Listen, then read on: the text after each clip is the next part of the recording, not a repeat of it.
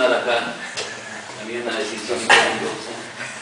Bueno, buenas tardes, bienvenidos a la presentación del libro de Carlos Aguacerro, Antología de Poetas Hermafroditas, editado por la editorial Amargor. Queremos agradecer al autor y a la editorial que hayan querido presentar este libro en nuestro centro, y también a Federico Caña, que va a participar, va a hacer la presentación formal del libro. Luego vamos a compartir un brindis, que aquí por supuesto están invitados. Entonces, paso a hablar de. Muchas gracias. Bueno, muchas gracias. Gracias por asistir a todos. Y bueno, reiterar el agradecimiento a la editorial Amargor, a Carlos, yo creo que es de recibo por este texto magnífico que me ha tocado presentar, por gusto y por encargo de Luis Luna, que no puede estar aquí, y agradecimiento también al Centro de Arte Moderno por prestarnos el espacio, que yo creo que es maravilloso, con este grabado de este pájaro, ¿no? Ahora tenemos unas velas, el número 29 con una flecha que se lanza hacia muy bien qué punto del Atlántico, probablemente hacia la Estatua de la Libertad, ¿no? que recibe a Carlos en el libro. Bueno, había preparado un pequeño texto y es un poco sobre lo que voy a hablar, ¿no? Yo creo que todos, cuando cogemos un libro, lo que más queremos o lo que menos es que nos mienten, ¿no? Y yo creo que lo consigue muy bien, ya para empezar con el título, ¿no? Esta antología de poetas hermafroditas, que dicha así puede parecer que efectivamente haya un número tal como para rellenar 110 páginas, 111 páginas de poemas con poetas con esta condición de género, y yo creo que Carlos lo consigue. Por eso digo que este juego de mentira y verdad es lo que todos buscamos.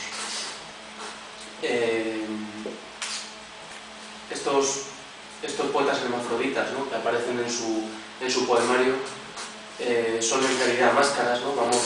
Vamos viendo conforme nos metemos en el poemario que lo que más aprecia el poema es esa identidad esbozada que aparece en forma de bufón, que aparece siempre como un caminante, como un buceador. Yo me había permitido aquí apuntar también al paracaidista de Huidobro, ¿no? Es decir, que son siempre figuras de paso de un lugar a otro, y que tienen este doble juego, ¿no? Quizá entre esa escritura, como dice él, lejos de la gritería incesante y de los destellos intermitentes, de los fuegos artificiales y de las risas, ese ascetismo de la luz, y otro tipo de poeta u otra máscara, que sería ese canto al ego, pero que es un ego que se confunde con el paisaje y que adquiere por tanto los tonos de una cordillera o un bosque, de un paisaje aéreo, terrestre o marítimo, según convenga, de la ciudad vertiginosa o incluso del mismo pueblo. Ciudad que en el poemario de Carlos es Nueva York, evidentemente. Una ciudad que contrasta, por otra parte, con una máscara que yo creo que es, y a mí es la que más me ha llamado la atención, o principalmente dos máscaras, ¿no? La máscara o la aparición de esa sección, no me acuerdo ahora del título porque está en otra lengua, de la Paya Guarni y Yarabí, esa sección de repente indígena, y por otro lado una sección barroca, una sección que acude al siglo de oro, que acude a Sor Juana, a Cervantes, a Garcilaso, más renacentista en este caso, y en la que escribe, por ejemplo: este que ves, color mal aplicado, horror del arte y su textura, silogismo de la carne y sus miserias, no permite a la memoria hacer su engaño. Este que en su horror me hace lisonja, detiene el tiempo y sus terrores, vence a la muerte, el polvo y el olvido, como un abrazo de piedra permanente. Entonces veis un poco como esto de poetas hermafroditas, ¿no?, que es como una cosa muy vanguardista, puede incluso tomar la máscara de algo absolutamente barroco, e incluso chocar con esta primera sección de Nueva York, ¿no?, como retomando y revisando críticamente, creo yo, los siglos de oro, los pone claramente a juicio. Hay un poema que me parece precioso, en el que se pregunta con Sor Juana y con Cervantes, ¿no?, hacia qué lado ha transitado la política o la poética, y subraya la palabra ética española respecto a la condición de la poesía, que es también una condición doble siempre, ¿no?, de bufón y de hermafrodita, ¿no?, que siempre ha jugado con los géneros.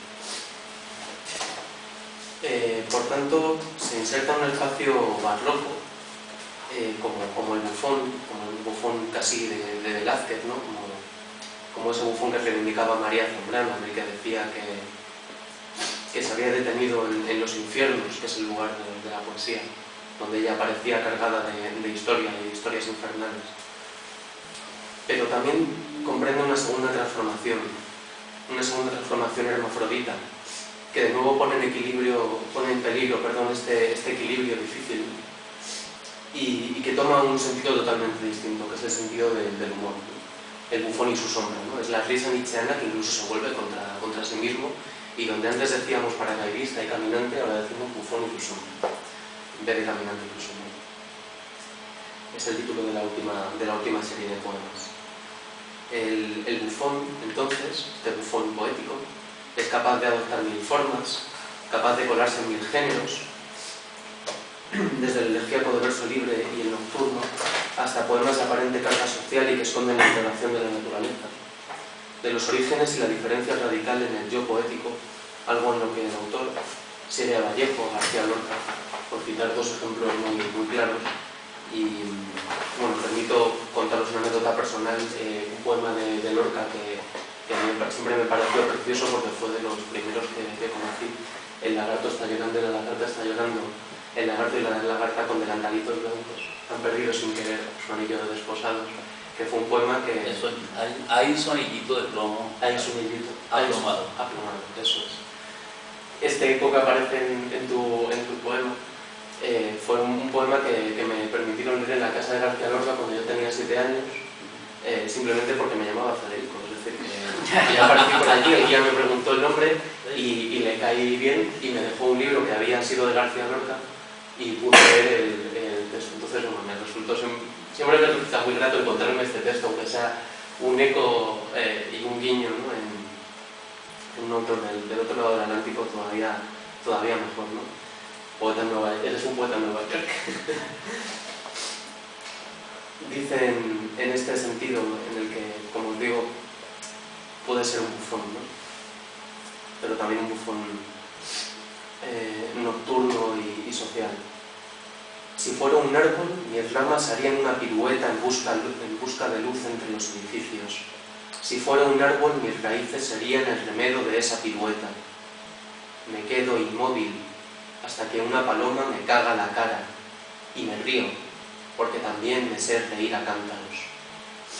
Que es, en fin, también yo creo otro de los golpes más bonitos o más acertados del libro. Esa risa de cántaros que también evoca un poco a Huidobro, ¿no?, y al preludio a la esperanza, que es en el fondo lo que late en este libro, Esperanza. La ciudad, Nueva York, se presenta en esta nueva transformación del bufón como la única o al menos la última barrera que se le pueda oponer. El bufón lo es allí no por pirueta propia, por decisión, sino por descarte, por negación de lo que sucede y lo que supone la ciudad misma.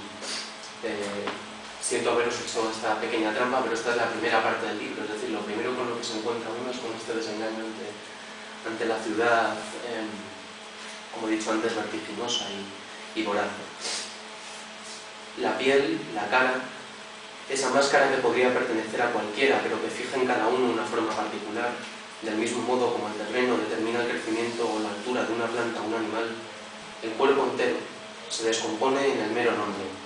Y así dice Carlos: yo, este soy yo, un fragmento de mi rostro entre los escombros del World Trade Center, mi cara entre la multitud.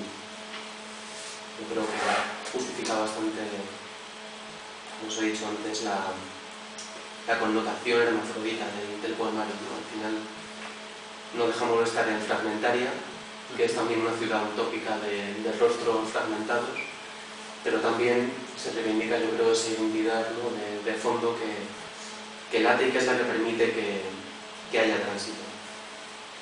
Lo único intacto, lo único que sobrevive, lo único superviviente es el fragmento, la voz poética, y ella es la que debe vertebrar todas estas máscaras, este hermafroditismo poético, ¿no? como lo define él mismo en el prólogo de José Galván. Un hermafroditismo, que desborda clasificaciones de género sexual y de género literario, y que disloca el lugar y el tiempo, que vincula océano y mar, como os he dicho antes, océano y tierra, los trenes, que une La Mancha y las Indias, la tierra de Cervantes y las Indias, Colombia y Nueva York. Y es que si la palabra poética posee alguna fuerza, es precisamente esta: poder convertirse en flecha, en pájaro, en pez, en noche. Son todo leitmotivs del poemario. Y traspasar las fronteras de la razón en cualquier momento, en el momento más inesperado, de repente sale una máscara nueva que nos sorprende, y es una de las cosas que más he agradecido en la lectura, ¿no? De repente uno se encuentra un ser arrojado en la nada, perdón por la influencia filosófica, ¿no? Y resulta que este ser está dormido en un autobús, ¿no? Y es eso lo que le transporta y lo que le lleva a hablar del lugar que le vio nacer, o del recuerdo de la madre, o incluso a pensar en los propios transeúntes de la ciudad. Como digo, traspasar las fronteras de la razón en cualquier momento, en el lugar más insospechado, incluso en la vertical que traza un esputo lanzado por una enana desde un edificio neoyorquino.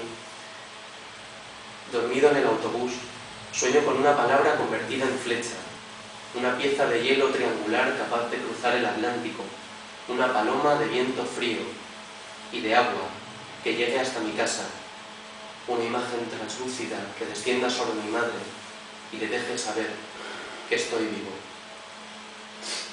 Y ya para acabar, y os dejo con él, que es el verdadero protagonista, ¿no?, de esta presentación, lo que vais a encontrar cuando leáis esta antología de poetas hermafroditas es un canto irreprimible a la naturaleza, que es la naturaleza doble.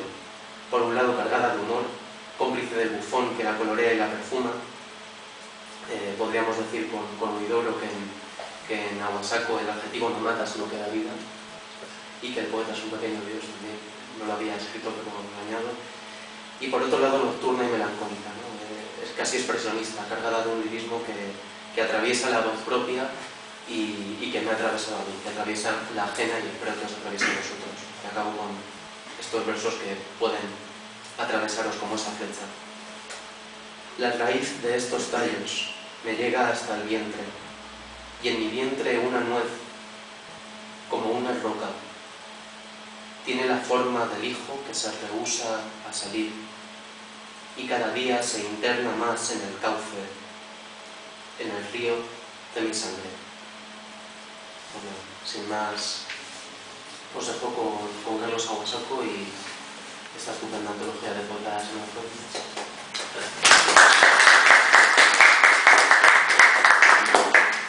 Bueno, primero, buenas noches. En segundo lugar, muchísimas gracias por estar acá.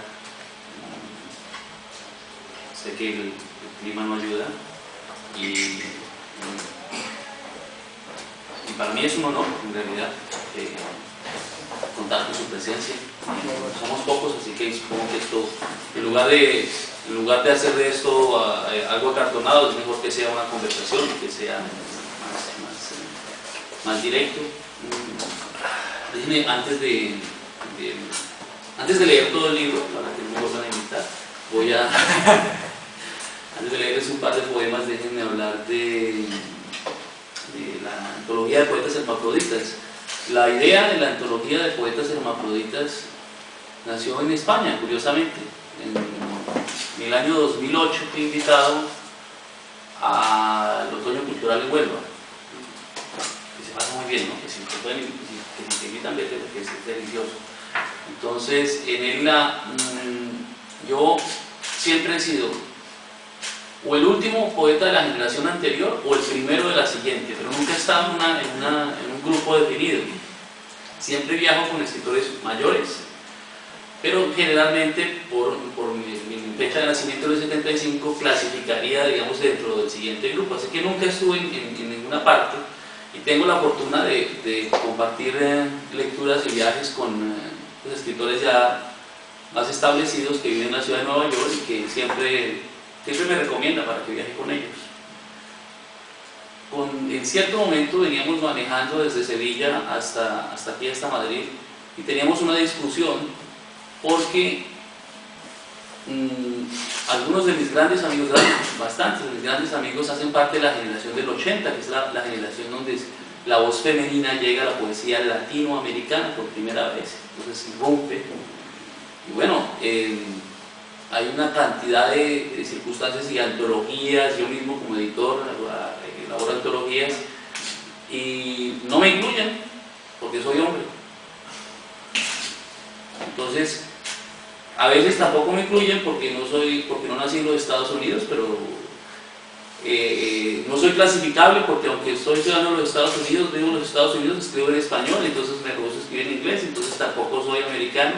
De hecho, aquí en España aparezco representando a los Estados Unidos en una antología que hizo Páginas de Espuma hace un tiempo, pero claro, no falta el detractor que dice que es falso, porque yo escribí un texto en Spanglish que no es completamente norteamericano, y después entonces se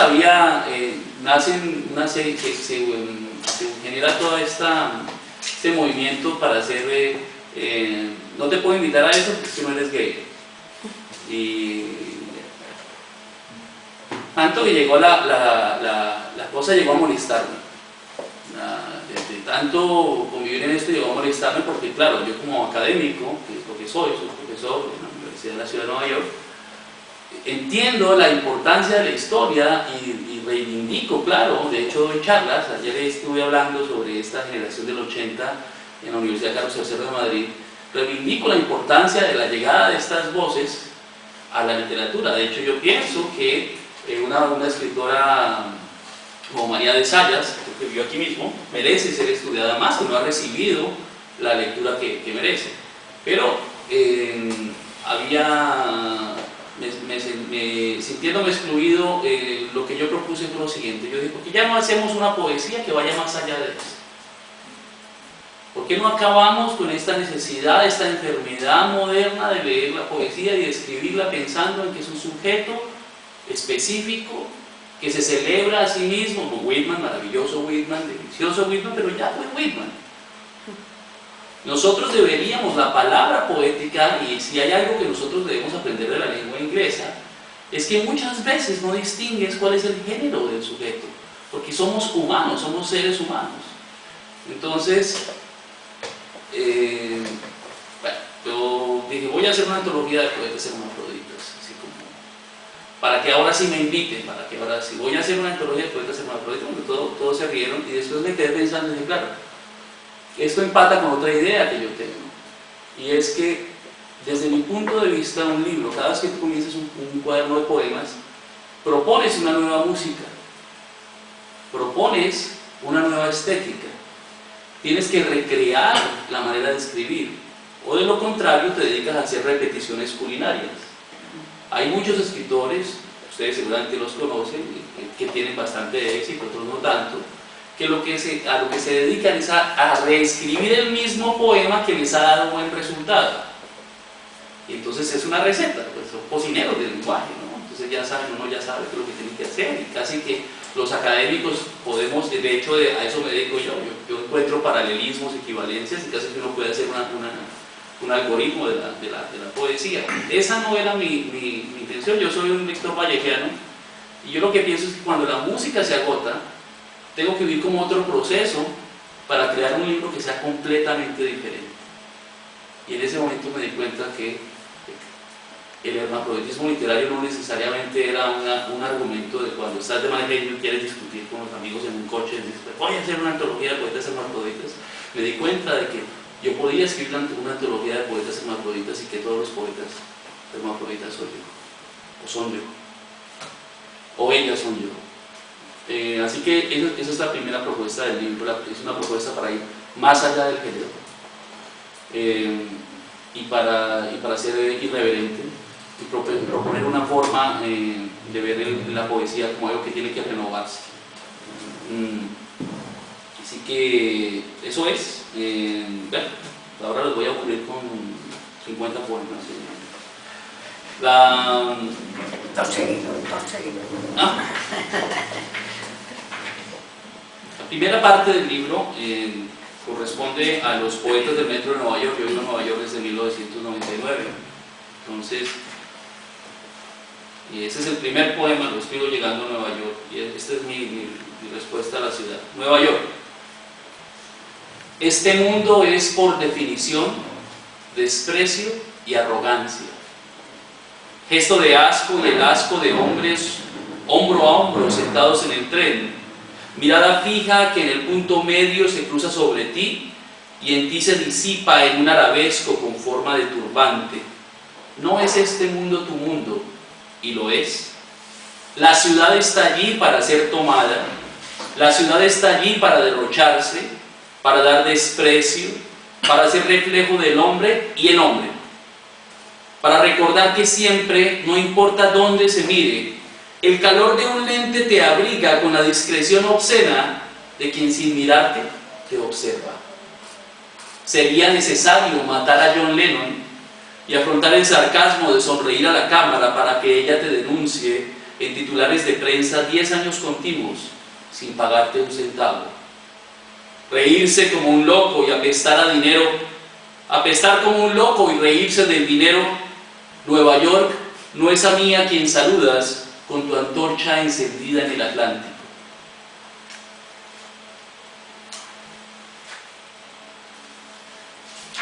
Y bueno, el libro es un libro vallejiano.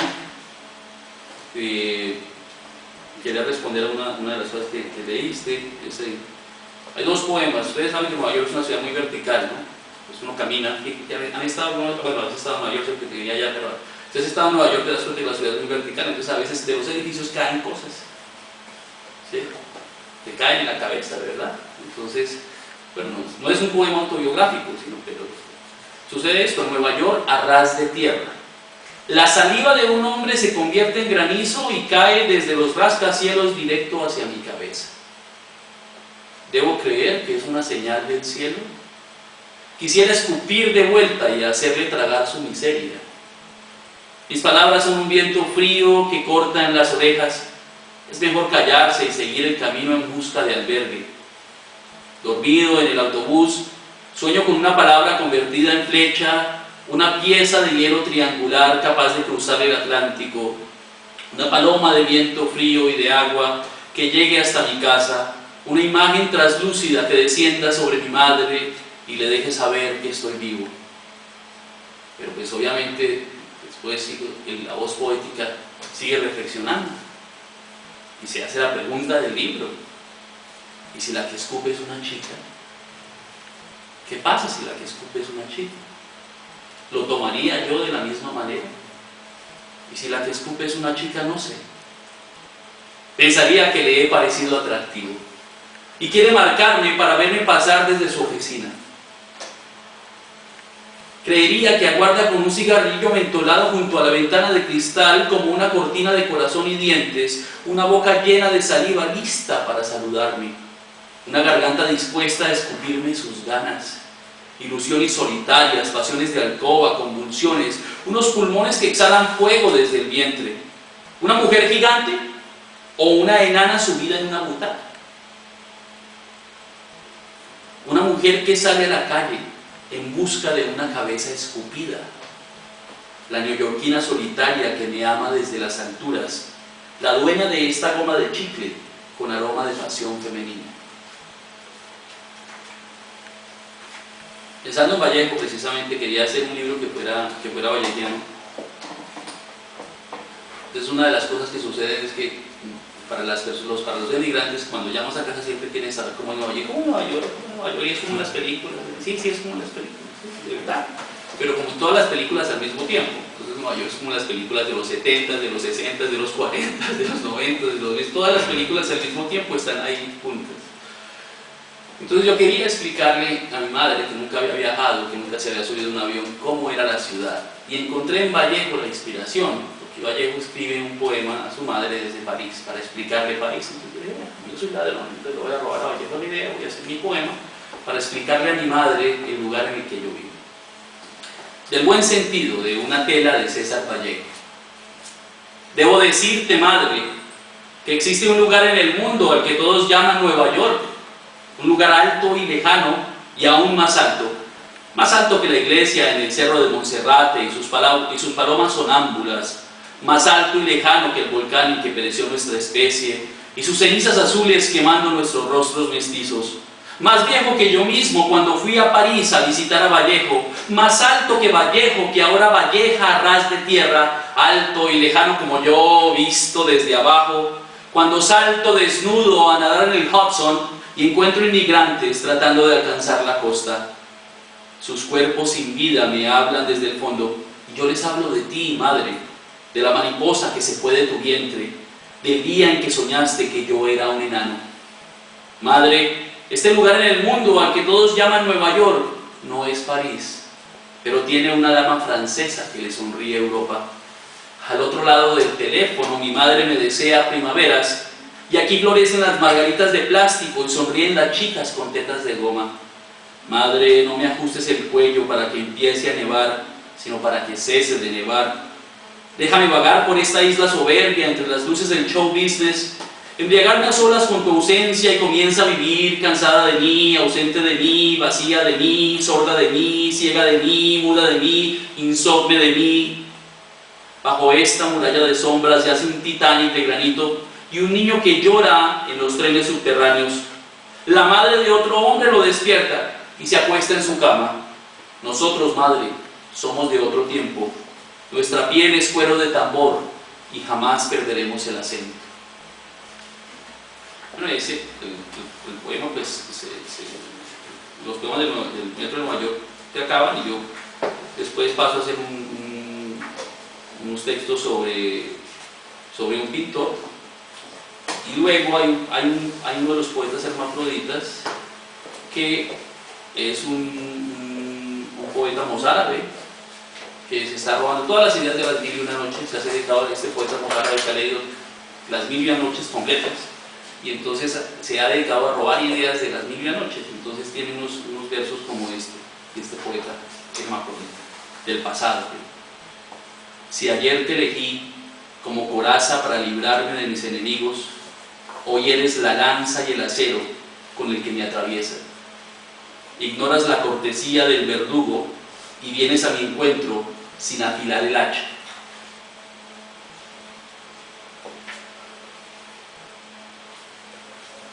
Cuerpo siempre hallarás en el camino, pero nunca hallarás más alma que tu alma. Oh, qué bello es el perdón del más fuerte.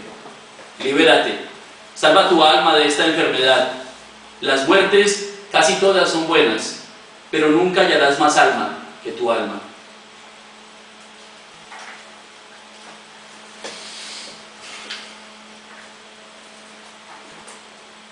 Y después hay otro poeta hermafrodita que se dedica a leer arqueología y se encuentra con la historia de los amantes de Balardo. No sé si ustedes saben qué son los amantes de Balardo.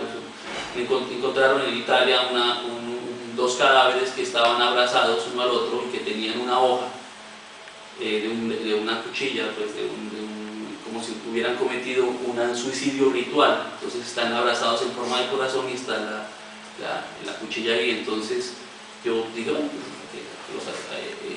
este poeta es un poeta que le gusta quitarle a los antropólogos, a los arqueólogos lo que hacen, lo escribe un poema como si yo fuera uno de ellos.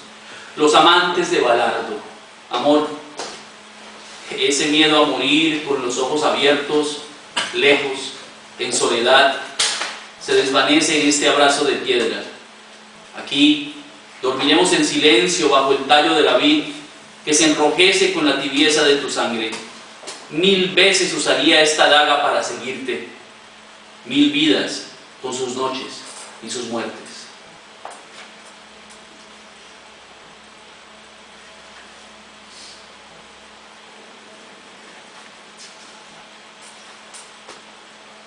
Pues hay una serie donde hay un poeta que dice, bueno, yo soy de esos poetas que hacen lo que sea por el poema, ¿no? Así como hay fotógrafos paparazzis que hacen cualquier cosa por una foto, este es un poeta que hace cualquier cosa por el poema, y entonces dice, digamos por el bien del poema.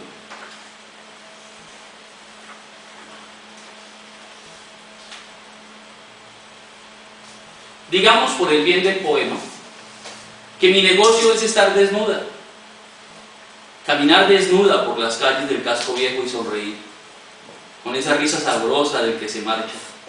Digamos que mi cuerpo es el poema y tú el cincel, y desde adentro me labras.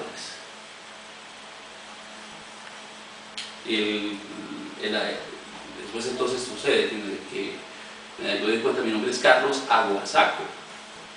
Estoy escribiendo en castellano, entonces estoy negando la mitad de mi herencia indígena.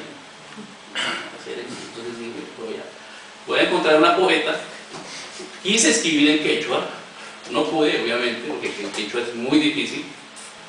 No soy Odi González, el poeta quechua que enseñan en Guayú. Entonces lo que hice fue que muy disciplinadamente me puse a estudiar y dije, bueno, y quise ser una poeta, que fuera una poeta, una mujer poeta, que fuera quechua hablante y que hablara en una mezcla entre el quechua y el español, quechuañol, pues más o menos era la idea. Entonces me salió esto que es de la Paya Guarmí Yarabi. Y sí, un tema precioso de esta sección, no sé si lo vas a leer, pero si no te lo pido por favor, el que dice sangre, sangrecita. Ajá, sí, sangre, sangrecita, no sé dónde está. Eso me pasa es que eso me pasa por quitarle los poemas a otras personas, que no me acuerdo lo que escriben. Sí. Yaguar, yaguarcha, sangre, sangrecita, cada sorbo de tu boca, como una herida en el vientre, me aterra. Huayna, huayna. La juventud es el canto, ser joven es cantar. La melodía está siempre en la memoria, pero la voz, no la flauta, es el aire que la circula, que la recorre, que la disuelve.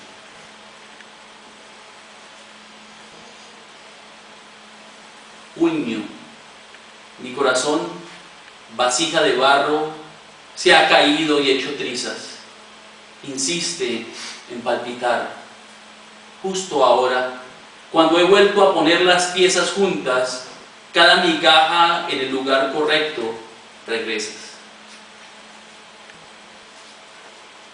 Bueno, entonces después ahí decidí que más bien este poeta hermafrodita se iba a dedicar a hacer reescrituras de haikus japoneses del siglo XVI. Pero pues yo obviamente no hablo japonés, entonces me tocó leerlo y no había traducciones al español, porque yo vivo en Nueva York. Entonces esto era una idea loquísima, porque leí las traducciones con lectura fonética en japonés, o sea, se podía leer, yo leía la fonética, pero tenía que leer el poema en inglés, en una traducción al inglés, y después pensarlo en español y después robarlo para escribir. Así que terminé escribiendo los Nocturnos del Caminante, que tratan de volver a la estética original del haiku desde el siglo XX.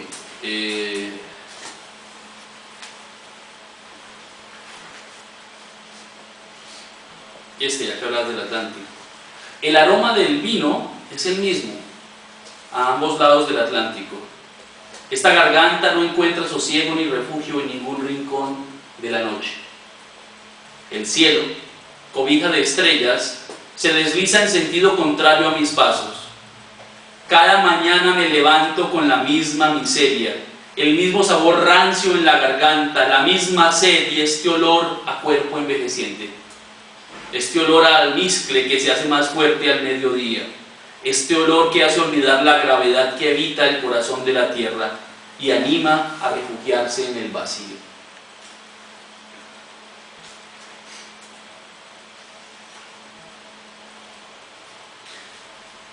Y cada vez iba haciendo más japonés, entonces encontré este poeta que estaba haciendo este ejercicio, ese poeta hermafrodita de esa época, escribió este poema, que es el número 11 de esa serie, que dice así: en la espesura de la noche, la rana sirena anfibia, le ofrece esta canción a la mosca. Ven, amado, a juntarte con la amada, ven en la noche sosegada, ven pegada a mi lengua de casa, deja que te alcance. Es que no solamente se robaron, sino a San Juan de la Cruz, que vivió allí donde tú vives, ¿no?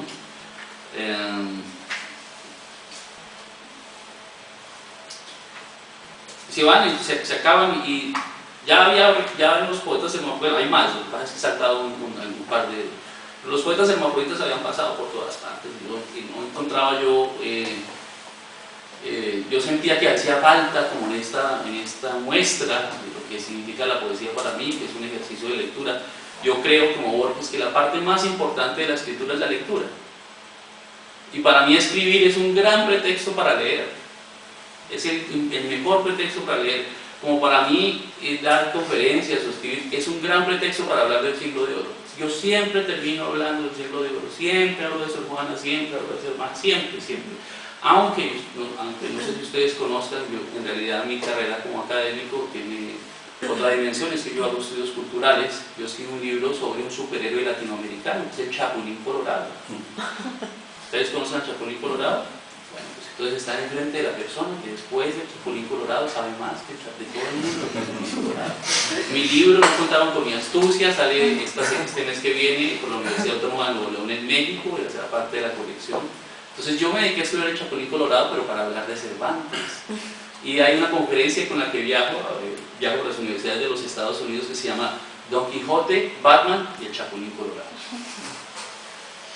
Entonces me di cuenta que había un poeta favorito que faltaba, y era el poeta de la modernidad, el poeta que estudiaba el petrarquismo garcilaciano, que dio origen a esto, que nosotros estamos acá, porque hubo un señor que se llamaba Petrarca y otro señor que se llamaba Garcilaso, y en algún momento ese señor Garcilaso dijo: venga, yo traigo la música. Ya se habían escrito sonetos en España, obviamente, pero el Garcilaso lo que hace es que trae la música completamente interiorizada al verso en castellano, y bueno, y aquí estamos nosotros como consecuencia de él, por muchas cosas, porque es el primero que puede decir en un poema: yo vi.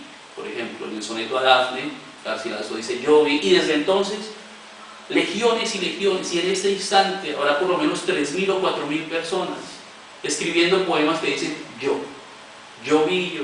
Antes de Garcilaso, decir yo era una cosa inconcebible. Decir yo. Es lo que hace Garcilaso, es que nos permite a los sujetos modernos llegar a la poesía. Ya me fui otra vez, siempre me pasa. Entonces lo que hizo este poeta, pues bueno, pero es un poeta perezoso. Estos poetas hermafroditas son perezosos, entonces decide robarse los sonetos del siglo de oro y reescribirlos en versiones del siglo XXI. Por ejemplo, este soneto, que está inspirado en el soneto 10 de Garcilaso, que comienza diciendo: oh dulces prendas por mi mal halladas. Del bufón a unas prendas, y el bufón es el poeta y la sombra es el poema. Del bufón a unas prendas, oh sobrios andrajos en mi ayer queridos, coloridos felices cuando aquella estaba, la memoria os sigue, la muerte os reclama. ¿Quién diría que el palio en la justa exprimido, resplendente de esperanza, un día no lejano que ya llega, será en su miseria mi mortaja? Un día en alegría fuisteis míos, como mis dientes fueron pálidos resplendentes, un día no lejano que ya llega, me envolveréis la testa ya en la muerte. Y así, sin sospechar, sin suspicacias, polvo seremos sin memoria, un día no lejano que ya llega. Y hay tengo que confesar que no todos son robos, que a veces tengo que confesar esto. A veces el poeta hermafrodita me presta la voz y me deja decir cosas que me pasan realmente a mí. Entonces hay cosas que realmente son mías y que no son simplemente este ejercicio desafiante que es la antología de poetas hermafroditas. Y hay uno que está inspirado en un soneto de Sor Juana. De hecho, mi siguiente libro es la antología de poetas hermafroditas. Y dice en este soneto que de Sor Juana se llama "En perseguirme mundo". Sor Juana le han dicho que no puede escribir, que no puede aprender por ser mujer, y el poeta hermafrodita dice, pues a mí me pasa más o menos lo mismo. A mí me pasa más o menos lo mismo, me dicen porque soy de otro lado, porque, o sea, hay una cantidad de cosas. El bufón se esconde de su sombra. En seguirme sombra, ¿por qué insistes? Yo sin agravio digo que te marches. La penumbra es tu hogar, allá regresa, déjame sola esta tarde. Rico soy en horrores, bien lo sabes. Mis dientes rotos no son perlas, ni las rocas que orino son diamantes. En seguirme sombra, ¿por qué insistes? Quiero llevar el sol en la cabeza como la luz perpetua del olvido. Embriagado de su calor quiero gritar en tu ausencia, que nada entiendo, que nada sé, que nada puedo saber de nadie.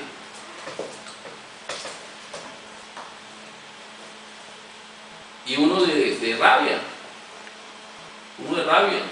no sé, ¿alguna vez han sentido rabia y desamor? Entonces este bufón me permitió a mí soltar una rabia de esas que tenía así por un amor perdido hace muchos años, y llegó, y este es. Del bufón a la que fuera su amada. Si yo pudiera como tú, ser feliz a pedazos, vivir en la mentira, creerla por completo, ignorar la farsa, hacer la pantomima que te entretiene y te sustenta. Si pudiera como tú, abrazar a cualquiera y sonreír en actitud sincera y enamorada. Si pudiera beber de unos labios como de una fuente de néctar o de ámbar, ebrio de amor iría por el mundo y me solazaría en la taberna como en la corte. Yacería cada noche en una alcoba distinta, al igual que en las majadas de cualquier recinto, dando mi ser en trozos a quien pueda masticarlo, dando mi voz en libaciones a quien pueda beberla, cada día en una nueva empresa, cada noche en un nuevo lance, sin memoria ni conciencia, solo y feliz hasta la altura, solo y feliz hasta mi muerte. Muchas gracias.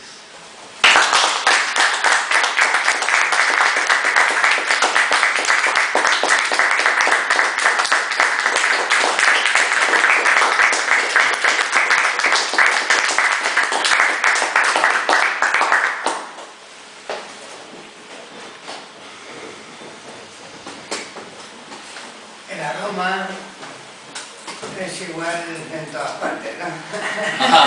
Sí. Así que ahora podremos tomar un vino. Muchas gracias. Bueno, espero no haberlos aburrido mucho.